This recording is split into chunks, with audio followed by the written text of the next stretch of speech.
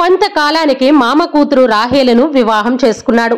అలా 20 సంవత్సరాల పాటు హారానులో గడిపిన ఏకోబు తిరిగి కానాను దేశంలోని తన ఇంటికి వెళ్ళాలి అనుకున్నాడు. అందుకు మామ లాబాను కూడా అంగీకరించాడు. అప్పుడు ఏకోబు తన భార్య బిడ్డలను, గొర్రెల మందలను, తాను కూడబెట్టుకున్న సంపదను, తన ధనదాసి జనమును వెంట తీసుకుని తన మాతృభూమి అయిన కానాను దేశానికి బయలుదేరాడు. ఏకోబు తన పనివారితో పాటు కానాను దేశానికి చేరుకోక ముందే తన అన్న ఏసావు తనకి ఎదురుగా వస్తున్నాడు అని తెలుసుకున్నాడు. ఏసావు వెంట 400 మంది భటులు ఉన్నారని తెలుసుకుని ఏకోబు భయముతో వణికిపోయాడు.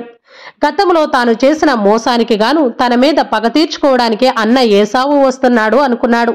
అక్కడే నేలపైన సాగిలపడి దేవా నన్ను ఆదుకోమని దేవునికి మొర్రపెట్టాడు. ఆ రాత్రి దేవదూత వంటి ఒక వ్యక్తి వచ్చి ఏకోబుతో కలబడి కుస్తీ పట్టాడు. ఇద్దరు సమ ఉజ్జీలుగా తెల్లవారే వరకు అలా పెనుగులాడుతూనే ఉన్నారు. తెల్లవారగానే ఆ వ్యక్తి ఏకోబును దీవించి వెళ్ళిపోయాడు.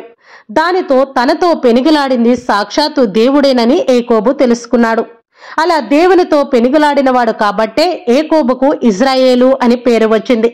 ఈ సంఘటన ద్వారా ఏకోబుకు కొండంత మనోబలాన్ని దేవుడు దయచేశాడు. ఏకోబు భయపడినట్లు ఏసావు తమ్ముడి మీద పగ తీర్చుకోవడానికి రాలేదు. 20 సంవత్సరాల ఎడబాటు తర్వాత సపరివారంగా తరలి వస్తున్న తమ్ముడు ఏకోబును ప్రేమతో ఆహ్వానించడానికి వచ్చాడు అన్న ఏసావు. గతంలో ఏకోబు చేసిన తప్పులను ఏసావు పెద్ద మనసుతో ఎప్పుడో క్షమించేశాడు. ఏకోబును ప్రేమతో కౌగలించుకొని తన ప్రేమ అభిమానాలను చాటి చెప్పాడు. ఏకోబు అన్న ఏసావుకు ఎన్నో విలువైన బహుమతులను కానుకగా అందజేశాడు. ఏకోబు కానాను దేశంలోనే షేకెము నగరంలో స్థిరపడ్డాడు. ఏకోబుకు 12 మంది కుమారులు ఉన్నారు. పెద్దవాడు రుబేను, కడపటివాడు ఏసేపు బెన్యమేను. 10 మంది కుమారులు గొర్రెల కాపర్లు. దానితో వారు రోజుల తరబడి పొలంలోనే ఉండేవారు. చిన్న కుమారుడు ఏసేపు బెన్యమేను ఇంటి పట్టునే ఉండేవారు. దీనితో పెద్ద కుమారులు గొనుక్కుంటూ ఉండేవారు. పైగా చిన్న కుమారుడు ఏసేపు అంటే ఏకోబుకు ఎంతో గారాబం.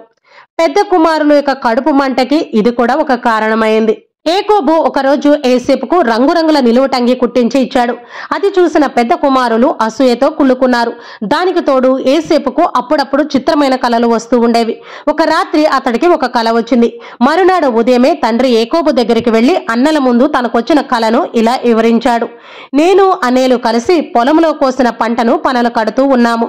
ఆ పనులన్నిటినీ ఒక చోట పెట్టాము. కానీ చూస్తూ ఉండగానే నేను కట్టిన పన లేచి నిలబడింది. అన్నేలు కట్టిన 10 పనలు దాని చుట్టూ సాగిలపడ్డాయి అని చెప్పాడు. ఆ మాటలు విన్న తండ్రి ఏకోబు ఆశ్చర్యపోయాడు. కానీ అన్నేల మాత్రం కోపంతో రగిలిపోయి తమ్ముడు ఏసేపు పైన కక్ష పెంచుకున్నారు.